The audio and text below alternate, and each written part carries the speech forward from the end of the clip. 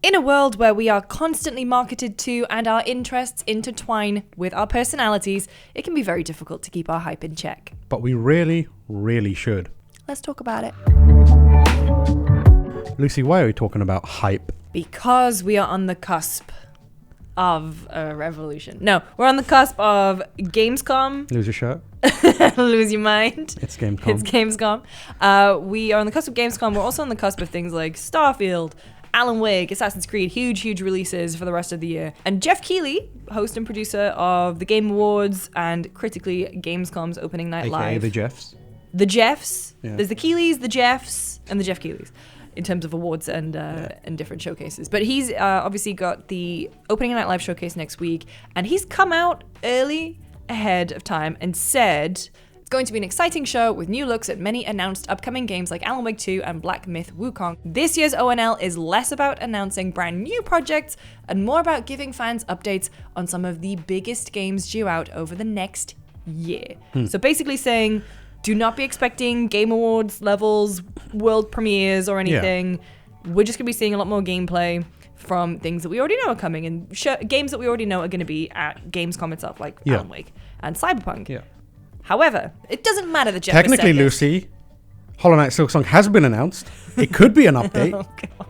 There could be an update. Geoff Keighley is clearly lying to make sure that the final game is going to be a huge surprise. It's going to be the Elden Ring DLC, blah, blah, blah. It doesn't matter that Geoff has said this. It doesn't matter that developers say this all the time. It doesn't matter that publishers will tweet out. Like, we went down the rabbit hole of finding, Skate's not going to be at EA Play, or Rocksteady's not going to have a Superman game, or going to be at E3, or even, like Blizzard has done it before. It's like, yo, we're not going to do that. We're not going to be there. Yeah. Don't get excited. And then people inevitably do anyway, and it's such a weird lose-lose scenario for everyone. Yeah, it's an interesting thing to think about, which is why we're talking about it, is on the one hand, like, we all enjoy being hyped about stuff. I was very excited about Elden Ring, and I was hype about it. However, on the other hand, it is a case of marketing working a bit too well, if you know what I mean. Marketing, in a way, working against things occasionally. Working to the point, a bit too well to the point where it becomes an issue for that very thing, where it's like you drum up enough buzz about it, and then if you don't supply that demand, people are going to start expecting things more and more. It's almost like we've trained ourselves, or the industry has trained gamers to expect one of these shows to yield major things. It's become more prevalent over the last few years when these shows have been more frequent.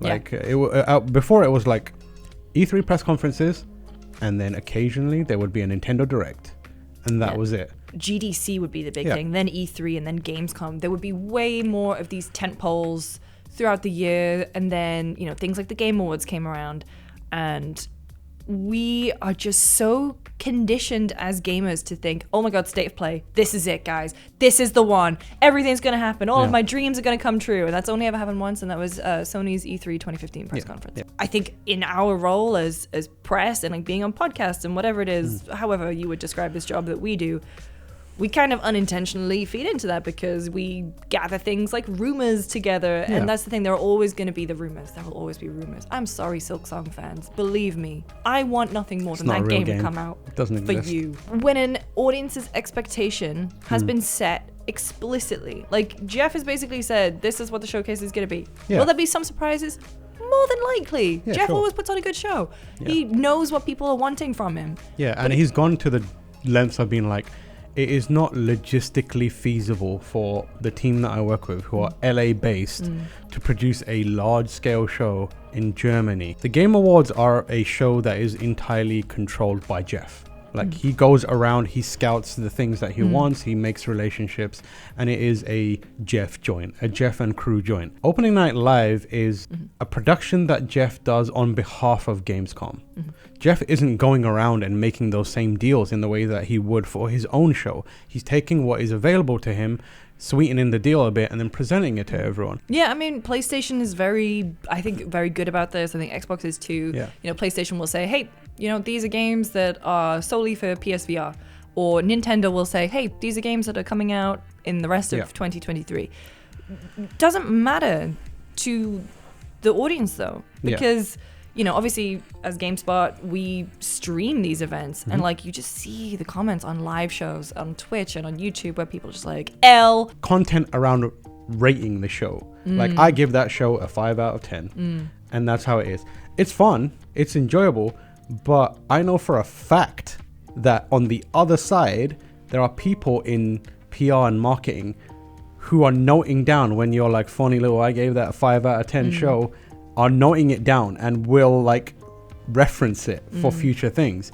And like I think that kind of hype factor has become a core part of the way we consume media around games.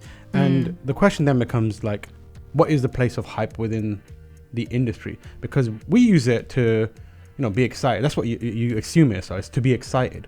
On the other side, companies use it for like, we need to build the hype so it translates into sales. I'm the type of person where I need to have things in the calendar to look forward to, because otherwise I'll just get consumed with I don't like those thoughts. I don't like thoughts. I like looking ahead to things. I like being excited for things. It builds a sense of community. Like look at the way that Discord communities spring up. People cosplay, fan Elden art. Ring daily updates. Where are you, Mordecai? Where is Mordecai? I hope you're all right wherever you are. Whenever the Elden Ring DLC drops, Mordecai, he'll be Please back. come back, Mordecai. We miss you. We need you. Hype creates expectations, and those expectations are not met. And and I stress this, not everyone reacts this way. No. But unfortunately, with the easy access of the internet, with social media, the reactions from some people are just... Yeah, they're quite severe. That is like on the extreme end of what can happen. But there's also like... Not everyone. Stressing. Not everyone. But it does happen. But there's also like increments in between where allowing hype to kind of dictate the way you approach certain things can be an issue. I think the main thing that we're talking about here is, as a community, we tend to get fixated and excited about things that aren't there, to the detriment of things that we are told are there. When we're told, we're gonna have opening night live, it's gonna have Alan Wake, this and this, our first kind of point of discussion is, will X game be there? And that is the kind of like creating the pitfall for yourself. One person tweets out, it would be really cool if Bloodborne 2 was there. It's me, I tweeted it out. And then like a bunch of people get on board with it, a discussion happens, maybe it pops up on a forum, or like maybe it starts on a forum, and before you know it, a bunch of people have convinced themselves that Bloodborne 2 is going to happen. I think it's really exciting that we're going to get to see Alan Wake 2. Yeah, and it's exciting because they said you will get to see Alan Wake 2. And it's something that I am training myself a bit to be better about, to be excited about the thing that I'm told is going to be there, and not to think about the thing that I want to be there. In the same way that hype can be a lose-lose situation, doing that is a win-win situation. Yeah. I'm excited about Alan Wake. I'm not thinking about anything else. So anything else that does show up is going to be awesome. Like bonus. It's going to be a bonus, exactly. And I think like the internet culture is at a point where I don't think we can make everyone do that. We can at least tell like, hey, let's be a little more tempered around how we approach these major press conferences, especially when the people who contribute to them are saying, please chill, it's going to be fine. It's not going to be crazy. It's not going to be megatons. We're just going to tell you some more things. So please be excited for Bloodborne 2 getting announced at Gamescom. Let's go! It's going to be there. I know it. We're kidding. We're kidding.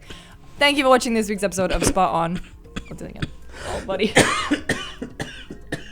Thank you for watching this week's episode of Spot On. Obviously, it is Gamescom next week. We are going to be there. We will be reporting from the show floor. You find me everywhere. Lucy James Games. I was going to say on Twitter, but that doesn't exist anymore. It's called X, and you know it. I refuse. You can find me at TamorH everywhere. We'll see you soon. Cheers. Oh, no.